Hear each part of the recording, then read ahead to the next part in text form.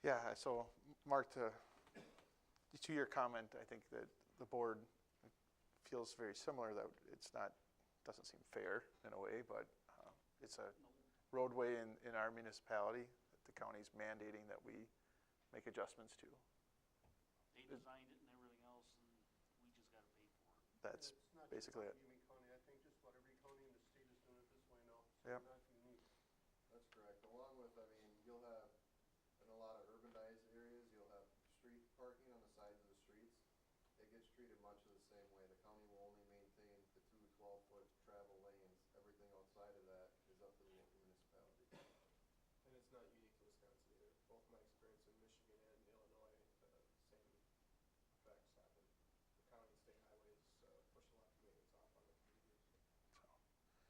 Ultimately, the statutes allow the counties to do that. They are only obligated under statutes to maintain those 2 12-foot travel lanes. Anything outside of that, it's not mandated that they provide those, so they become a local cost. And so the option that the municipality has is, you want to maintain this as just a 2-lane rural highway, because the county will certainly maintain it in that regard, or would you like to have it improved to accommodate your economic development initiatives in the area?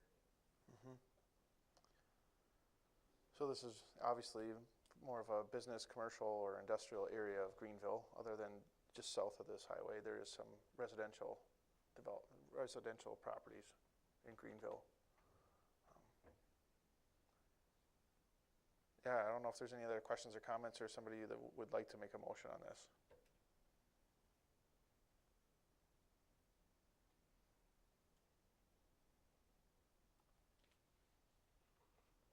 I'm not hearing any.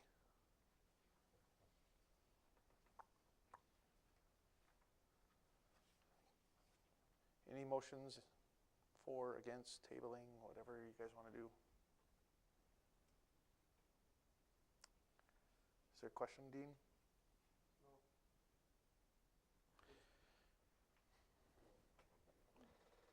I'll make a motion to approve the intergovernmental agreement with the county highway department to complete the design for reconstruction of county CA.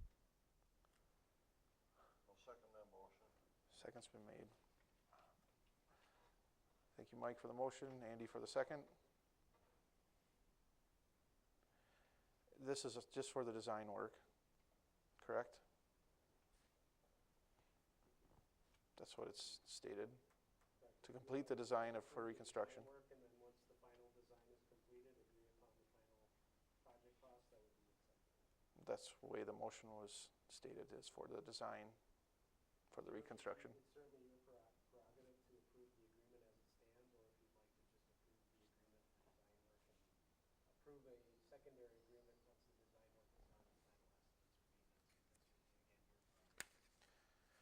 So, Mike, I only asked the question about your motion because, as it's stated, and I see that you've taken it from the recommendation from staff, that it does say that the motion is to approve the agreement with Outagamie County Highway Department to complete the design for reconstruction of County Highway CA. Is that the way you'd like it stated?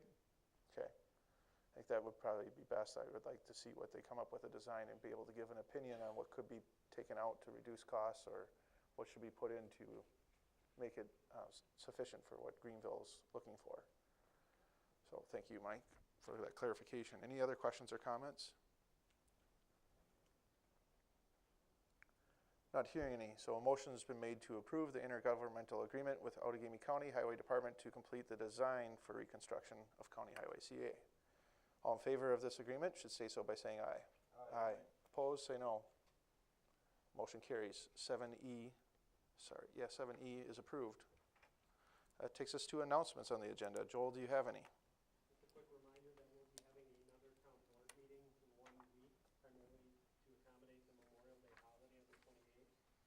So we'll have the Planning Commission at 5:30 on May 21st, and then immediately following that, we'll have a town board meeting to take up a few items that will be discussed at the Planning Commission meeting.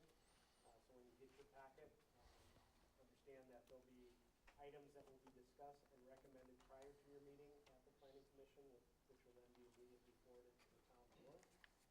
And then beyond that, on Tuesday, June 6th at 6 p.m., we'll be holding our first open house public public informational meeting in regards to the new fire and safety building referendum, What day is that?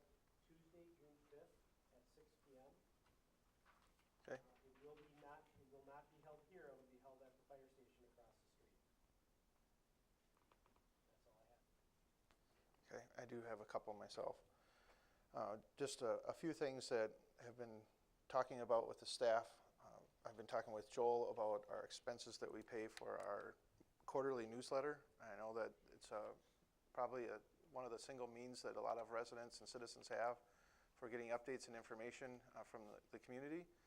But that newsletter is actually has some dollar expenses that it is not self-sufficient, as some people have claimed it to be. So looking at how we can reduce costs, but yet still get communications out to the public.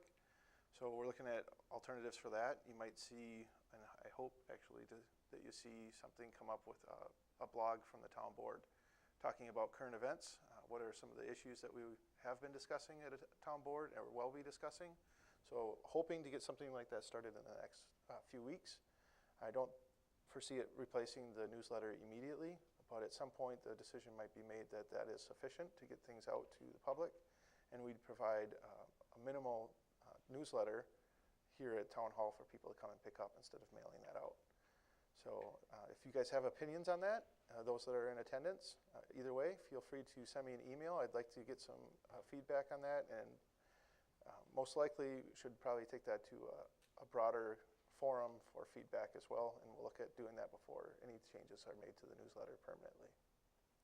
So that's one thing that we're looking at. I also have a number of projects that I've noted from our town staff. So from the town staff standpoint, you'll probably see an email from me in the next couple of days looking for some timelines on some of the significant projects that each of the department heads has for their areas.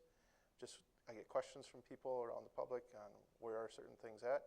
I'd like to be able to give them a solid answer instead of just always referring them on to the staff and taking up your time with those. So look for that in the next couple of days as well. Last, I wanted to read an email I got from one of our citizens in the community, and it's not every day that we get a thank you note or something that's giving a positive spin on something that somebody from our community or from our staff has done.